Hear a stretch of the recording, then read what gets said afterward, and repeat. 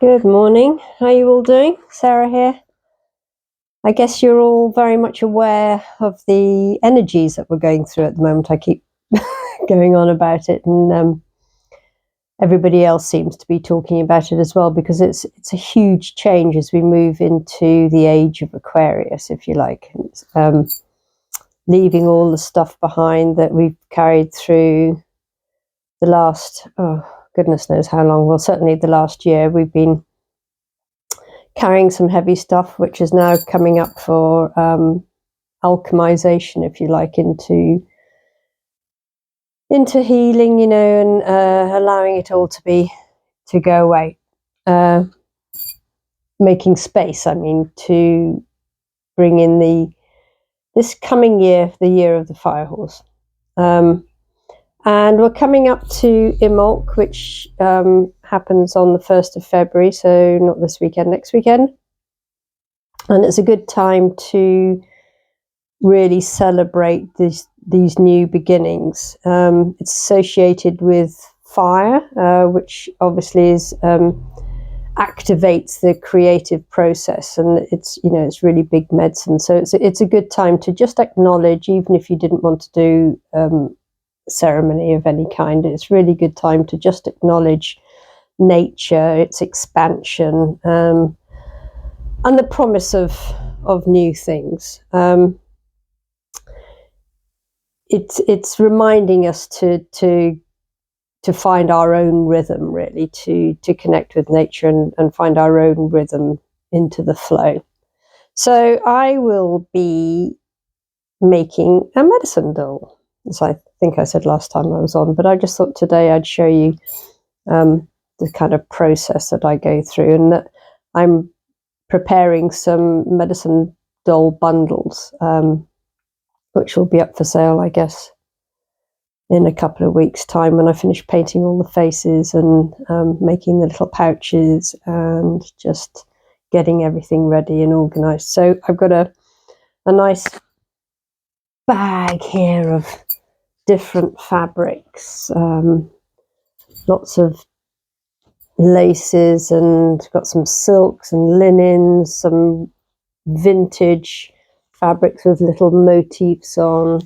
And what I normally do is just intuitively pick out some fabrics for you, include the stuffing and the base fabric to make your doll.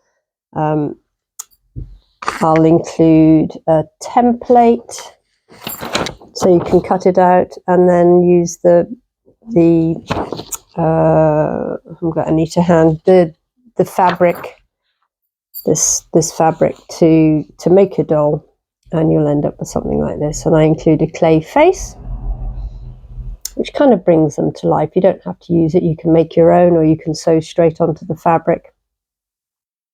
But I think they kind of brings them to life a little bit.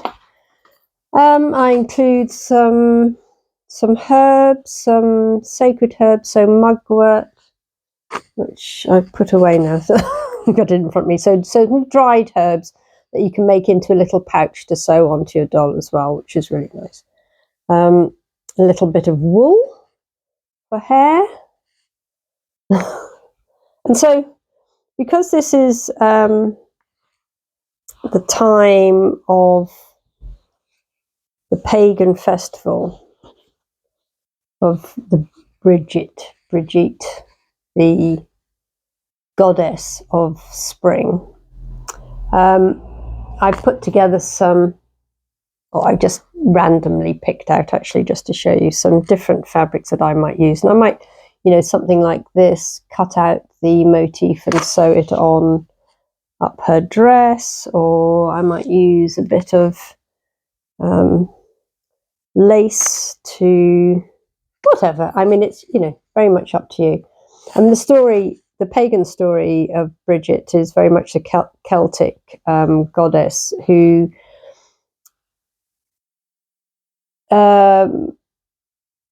pushes out the Cailleach, if you like, the goddess of winter. The Cailleach, the old crone whose spidery, frosty fingers get into everything, and she's very determined to try and hold on to winter. But Bridget, with her young maiden